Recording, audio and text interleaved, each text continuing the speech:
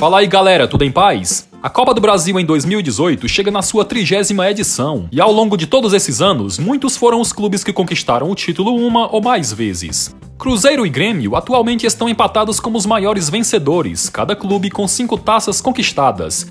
No vídeo de hoje falaremos sobre os vices que nunca conquistaram o segundo maior torneio do país, portanto já peço que deixem o seu like para ajudar na divulgação e o seu comentário sobre o tema. –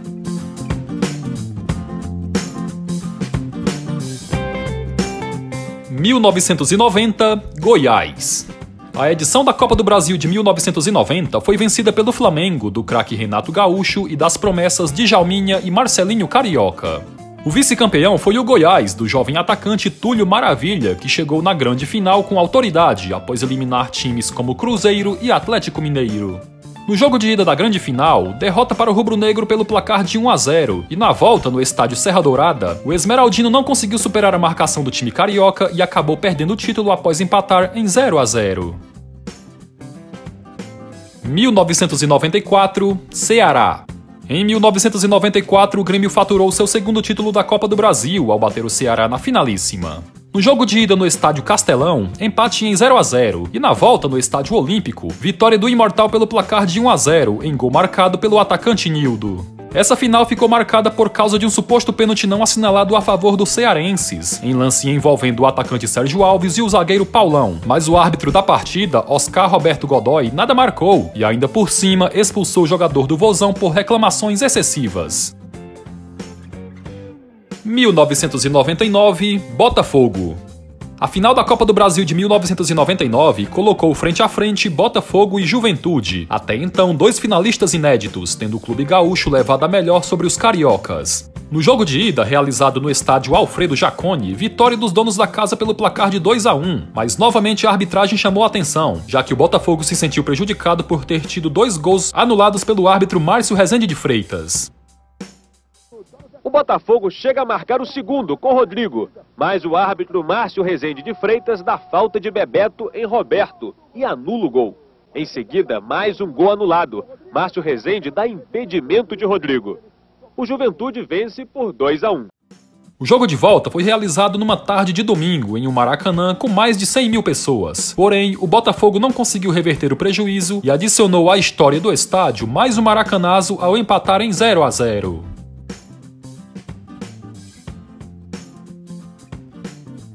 2000, São Paulo.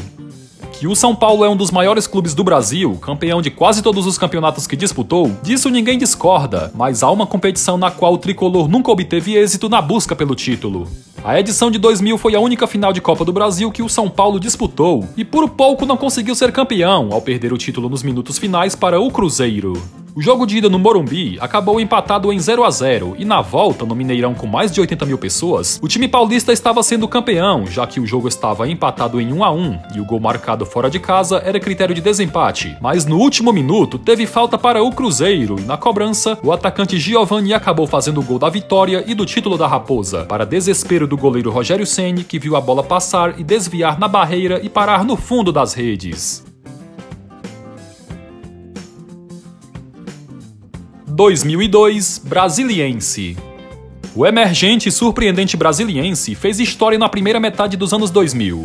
O clube, que tinha apenas 2 anos de fundação, conseguiu chegar na final da Copa do Brasil em 2002 com autoridade, tendo feito uma campanha até melhor que o grande campeão Corinthians, eliminando times como Fluminense e Atlético Mineiro. O primeiro jogo da final foi realizado no estádio do Morumbi, e o Timão, com 2 gols de David, venceu a partida por 2-1.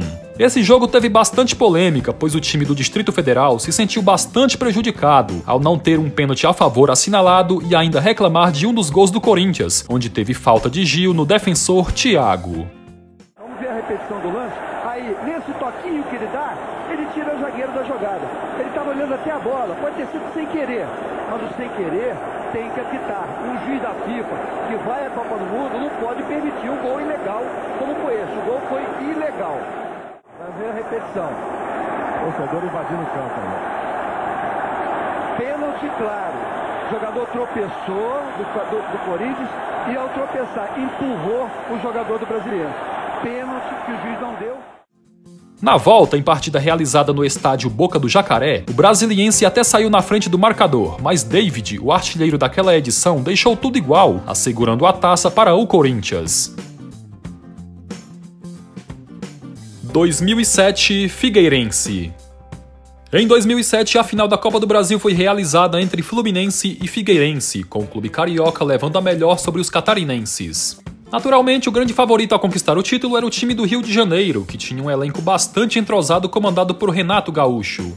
Nomes como Thiago Silva, Cícero e Thiago Neves faziam parte do plantel tricolor, enquanto do outro lado, o Figueirense, comandado pelo saudoso Mário Sérgio, tinha um time bastante organizado, com nomes como Cleiton Xavier, André Santos e o zagueiro Chicão. O primeiro jogo da final, realizado no Maracanã, terminou empatado em 1-1, com o volante Henrique abrindo o placar para o Figueira e o atacante Adriano Magrão marcando de empate do Flusão. Na volta, em partida realizada no Orlando Scarpelli, o jogo foi decidido logo aos 3 minutos, quando o herói improvável Roger Machado marcou o único gol do jogo e deu o título ao Fluminense.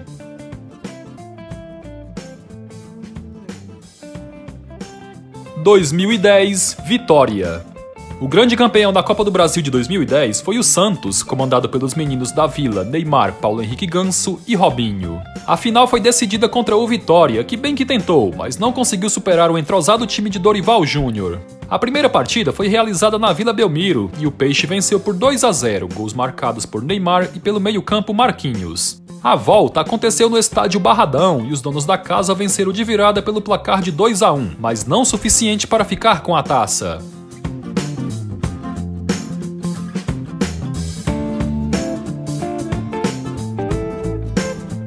2011 Coritiba. A edição da Copa do Brasil de 2011 colocou frente a frente Vasco e Coritiba numa final que para muitos não existia favorito. O Vasco, que tinha um time extremamente ofensivo comandado por Ricardo Gomes, venceu a partida de ida em São Januário pelo placar de 1-0 e na volta, no Couto Pereira, o Coxa conseguiu vencer por 3-2 de virada, mas acabou perdendo o título por causa do critério de desempate, que era o gol marcado fora de casa a favor do clube carioca.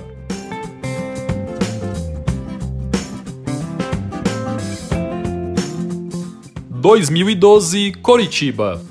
Em 2012, o Coritiba novamente chegou na final da Copa do Brasil, dessa vez contra o Palmeiras, e novamente acabou ficando com o vice-campeonato. O time, assim como um ano antes, ainda era comandado pelo técnico Marcelo Oliveira, porém, sem conseguir repetir as boas atuações das fases anteriores, tendo inclusive eliminado o favorito São Paulo nas semifinais, acabou não superando o Verdão de Luiz Felipe Scolari ao perder o jogo de ida por 2-0 e não sair de um empate em 1-1 no jogo de volta.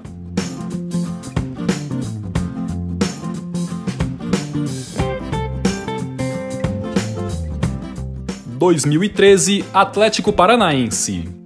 O ano de 2013 foi muito bom para o Atlético Paranaense, pois além de ter feito uma ótima campanha no Campeonato Brasileiro, terminando na 3ª posição, ainda chegou na final da Copa do Brasil, quando enfrentou o Flamengo. Porém, a temporada não terminou com o título, já que o rubro-negro carioca levou a melhor na finalíssima, ao empatar o jogo de ida no Paraná por 1-1 e vencer no Maracanã por 2-0.